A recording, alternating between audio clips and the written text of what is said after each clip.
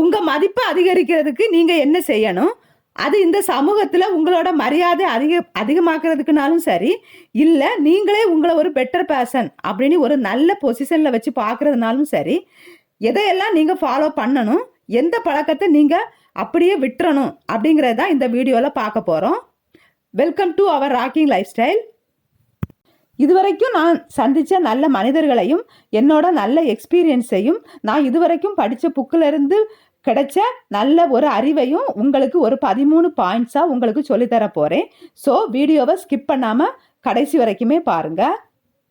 First இந்த 15 points நான் உங்களுக்கு சொல்லித்தரதுக்கு முன்னாடி காலங்காலமாக மரியாதை பற்றி ஒரு தப்பான அபிப்பிராயம் இருந்துக்கிட்டே தான் இருக்குது. ஃபஸ்ட்டு இந்த 15 பாயிண்ட்ஸ் நான் உங்களுக்கு சொல்லி தரதுக்கு முன்னாடி காலங்காலமாக மரியாதையை பற்றி ஒரு தப்பான அபிப்பிராயம் இருந்துக்கிட்டே தான் இருக்குது. அதாவது பயம் வேற, மரியாதை வேற. நமக்கு நல்லதையோ கெட்டதையோ செய்ய ஒருத்தரால் முடியும் அப்படிங்கிறதுனால நாம் அவங்களுக்கு ஒரு ரெஸ்பெக்ட் கொடுப்போம். அது பேர் மரியாதை கிடையாது, அது பயம். இப்போ நீங்கள் இதை புரிஞ்சுக்கணும். பயம் வேற, மரியாதை வேற. 2, எந்த ஒரு தகுதியுமே இல்லாத ஒரு நபருக்கு பணம் மட்டுமே இருக்கு அப்படிங்கிறதுனால சிலர் மரியாதை கொடுப்பாங்க. அந்த மரியாதை நிரந்தரமும் கிடையாது. அப்படிப்பட்ட ஒரு நபருக்கு நாம் மரியாதை கொடுக்க வேண்டிய தேவையே கிடையாது.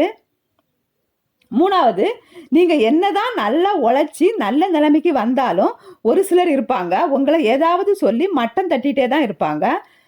அவங்க உங்களுக்கு தர மரியாதையை வச்சு உங்கள் மரியாதையை நீங்கள் எஸ்டிமேட் பண்ணிக்கவே வேண்டாம். இப்போ இந்த 3 விஷயத்த உங்கள் மனசில் நல்லா ஞாபகம் வச்சுக்கோங்க. மரியாதைனா என்ன அப்படின்னு இப்போ உங்களுக்கு புரிஞ்சிருக்கும். இப்போ நான் சொல்ல போகிற 15 பாயிண்ட்ஸையும் கண்டிப்பாக நீங்கள் நோட் எடுத்து வச்சுக்கோங்க, நோட் பண்ணி வச்சுக்கோங்க. உங்களுக்கு ரொம்பவுமே ஹெல்ப்ஃபுல்லாக இருக்கும். நான் சொல்கிறதுல ஒரு பாயிண்ட் உங்களுக்கு பிடிச்சிருந்தாலும் கமெண்டில் சொல்லுங்கள்.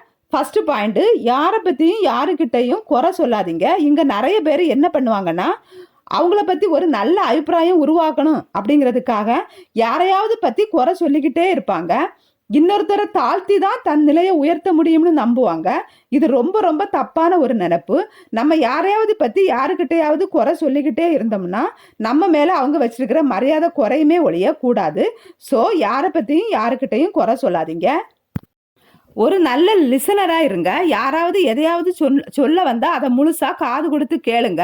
இந்த சொசைட்டியில் பார்த்தீங்கன்னா பேசுகிறதுக்கு 100 பேர் இருப்பாங்க, ஆனால் லிசன் பண்ணுறதுக்கு வெறும் 4 பேர் 5 பேர் தான் இருப்பாங்க. ரேராக கிடைக்கிறதுக்கு தான் மதிப்பு அதிகம்னு சொல்லுவாங்க. அந்த மாதிரி ரேராக கிடைக்கிற இந்த லிசனரோட மதிப்பு அதிகம். ஸோ லிசன் பண்ணுங்கள், உங்கள் மரியாதை அதிகரிக்கும். உங்கள் பிரச்சனையை பற்றி புலம்பிக்கிட்டே இருக்காதீங்க, உங்கள் மதிப்பு அதிகரிக்கும். அதுக்காக உங்கள் ப்ராப்ளம்மை யாருக்கிட்டையும் சொல்ல வேண்டாம் அப்படின்னு நான் சொல்லலை. ரொம்ப நம்பிக்கையானவங்க கிட்ட யாருக்கிட்ட சொன்னால் சொல்யூஷன் கிடைக்குமோ அவங்கக்கிட்ட உங்கள் பிரச்சனையை நீங்கள் பகிர்ந்துக்கிறது தப்பே கிடையாது. அதை விட்டுக்கிட்டு பார்க்குறவங்ககிட்டலாம் நம்ம பிரச்சனையை பகிர்ந்துக்கிறது ஒரு நல்ல பழக்கமே கிடையாது. இதை செய்யாமல் இருந்தாலே உங்கள் மதிப்பு அதிகரிக்கும். 4த்து, உங்களை யாராவது அவமரியாதையாக நடத்தினா கூட எனக்கு மரியாதை கொடுன்னு அவங்கக்கிட்ட கேட்காதீங்க. மரியாதைங்கிறது கேட்டு வாங்குற ஒரு விஷயம் கிடையாது. இந்த சொசைட்டியில் மரியாதையாக இருக்கிற யாரும் யாருக்கிட்டையும் போய் எனக்கு மரியாதை கொடு அப்படின்னு கெஞ்சியதே கிடையாது. அதனால் மரியாதையை கேட்டு வாங்காதீங்க, உங்கள் மதிப்பு அதிகரிக்கும். 5th பாயிண்ட்டு, உங்கள் ட்ரெஸ்ஸில் கவனம் செலுத்துங்க. ஆள் பாதி ஆடை பாதின்னு சொல்லுவாங்க, அது ரொம்ப உண்மை. அதுக்காக நீங்கள் ரொம்ப காஸ்ட்லியாக தான் ட்ரெஸ்ஸு போடணும் அப்படின்னு நான் சொல்லலை. போடுற ட்ரெஸ்ஸை ரொம்ப நீட்டாக இருக்கிற மாதிரி பார்த்துக்கணும். எந்த மாதிரி சுச்சுவேஷனுக்கு எந்த மாதிரி ட்ரெஸ் பண்ணணும்னு புரிஞ்சு பண்ணாலே போதும். நடை உடை பாவனையில் கவனம் செலுத்துங்க, உங்கள் மதிப்பு அதிகரிக்கும். 6th பாயிண்ட்டு, நீங்கள் எவ்வளவு பெரிய திறமைசாலியாக இருந்தாலும் உங்களை பற்றி நீங்களே தம்பட்டம் அடிக்காதீங்க, அதாவது தற்பெருமை பேசாதீங்க. 7வது பாயிண்ட், சொசைட்டிக்கு உங்கள் ப்ராக்ரஸை ரொம்ப டீசெண்டாக காட்டிக்கிட்டே இருங்க, உங்கள் மதிப்பு அதிகரிக்கும். நீங்கள் என்ன தான் வேலை பார்த்தாலும் என்ன தான் சம்பாதிச்சாலும் 10 வருஷம் ஒரே ஸ்டேட்டஸில் தான் இருக்கீங்க அப்படின்னு வச்சுக்கோங்க, உங்கள் மேலே யாருக்கும் மதிப்பு வராது. ஃபார் எக்ஸாம்பிள், ஒரே மாதிரி லைஃப் ஸ்டைல் இருந்தால், ஒரே மாதிரி ஃபைனான்சியல் ஸ்டேட்டஸ் ரொம்ப நாளுக்கு இருந்தால் ஒரு பர்சனுக்கு பெருசாக மதிப்பு கிடைக்காது. அதுக்காக ஆடம்பரமான ஒரு லைஃப் ஸ்டைல் மூலமாக தான் உங்கள் ப்ராக்ரஸை வெளிப்படுத்தணும்னு நான் சொல்லலை. குட்டி குட்டியாக ஏதாவது ஒரு நல்ல வகையில் உங்களோட செல்ஃப் க்ரோத்னால உங்கள் ப்ராக்ரஸை வெளியில் காட்டுங்க, உங்கள் மதிப்பு அதிகரிக்கும். நம்பர் 8, உங்களை சுற்றி ஒரு சால்ரா போடுற கூட்டத்தையோ ஃபேக்காக உங்களுக்கு ரெஸ்பெக்ட் கொடுக்குற ஒரு கூட்டத்தையோ உருவாக்காதீங்க. அது உங்கள் மதிப்பை அதிகரிக்கும். பொதுவாக இந்த ஜால்ரா போடுற கூட்டம் எப்போ காலவாரி விடும்னே தெரியாது.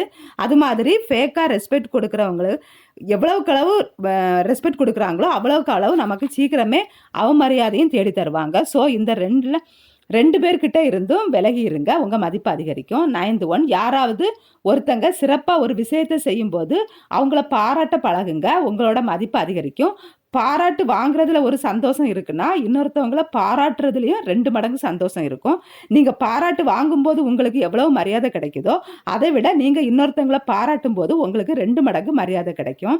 அதனால மனசார தகுதி உடையவர்களை பாராட்டுங்க, பாராட்ட பழக்கத்தை ஏற்படுத்திக்குவாங்க, உங்களோட மதிப்பு அதிகரிக்கும். நம்பர் 10, அடுத்தவங்களுக்காக சந்தோஷப்படுற ஒரு நபரா, அடுத்தவங்களோட வெற்றியை பார்த்து சந்தோஷப்படுற ஒரு நபரா இருங்க, உங்க மதிப்பு அதிகரிக்கும். இந்த சொசைட்டில ஒருத்தவங்களோட கவலையை பகிர்ந்துக்க கூட இன்ட்ரெஸ்டா கேட்பாங்க நிறைய பேர். ஆனால் ஒருத்தரோட வெற்றியை பகிரும்போது அதை கேட்கறதுக்கு ஆட்கள் மிக மிக குறைவு தான். அப்படியே கேட்டாலும் அதை கேட்டுட்டு பொறாமைப்படுவாங்களே தவிர யாரும் சந்தோஷப்பட மாட்டாங்க. சந்தோஷத்தை பகிர்ந்துருக்கிறதுல ஒரு குணம் உங்கள்கிட்ட இருக்குது அப்படின்னா அந்த உண்மையிலேயே உங்களுக்கு ஆட்டோமேட்டிக்காக மரியாதை அதிகரிக்கும். நம்பர் 11, யாராவது உங்ககிட்ட உதவி கேட்டு வந்தால் உங்களால் முடியும்னு சொல்லி செய்து கொடுங்க, முடியாதுன்னா தைரியமாக முடியாதுன்னு சொல்லுங்கள். ஒரு சிலரெல்லாம் அப்படி சொல்ல மாட்டாங்க, முடியாதுன்னு நேராக சொல்லாமல் சுற்றி வளைச்சி பதில் சொல்லுவாங்க, இல்லைன்னா சரின்னு சொல்லிட்டு கடைசி நேரத்தில் காலை வாரி விட்டுருவாங்க. அந்த மாதிரி நபர்கள் மேலே யாருக்கும் மரியாதை வரவே வராது, நம்பிக்கையும் இருக்காது. ஸோ முடியும்னு சொல்லுங்கள், பட் முடியாதுன்னு சொல்கிற பழக்கத்தை ஏற்படுத்திக்கோங்க, உங்கள் மரியாதை அதிகரிக்கும். நம்பர் 12, குறுகிய மனப்பான்மை கொண்டவர்களாக இருக்காதீங்க, உங்கள் பார்வையை விசாலப்படுத்துங்க. இந்த உலகம் ரொம்ப ரொம்ப சின்னது கிடையாதுங்க, அது பறந்து விரிஞ்சது. இப்படி பறந்து விரிஞ்ச உலகத்தில் யாரோட பார்வை பறந்து விரிஞ்சு இருக்கோ அவங்களுக்கு தான் மதிப்பு அதிகம்.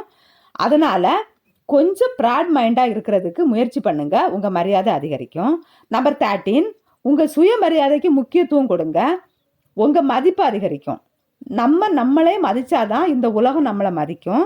நம்மளை மதிக்கிறதுக்கு முதல் ஸ்டெப்பு எது தெரியுமா? சுயமரியாதை உடைய ஒரு நபராக இருக்கிறது தான். ஸோ எப்போவுமே உங்கள் மரியாதைக்கு பங்கம் வராமல் பார்த்துக்கோங்க, உங்கள் மதிப்பு அதிகரிக்கும். நம்பர் 14, ஹெல்த்தியான ஒரு நெட்வொர்க்கை பில்ட் பண்ண ஆரம்பிங்க, உங்கள் மதிப்பு அதிகரிக்கும். நம்மள நிறைய பேர் தப்பான ஒரு விஷயத்த புரிஞ்சிருக்கிறோம். காசு இருக்கிறனால மட்டும்தான் ஒரு நபருக்கு மரியாதை கிடைக்கும் அப்படின்னு நினச்சிக்கிட்டு இருக்கோம்.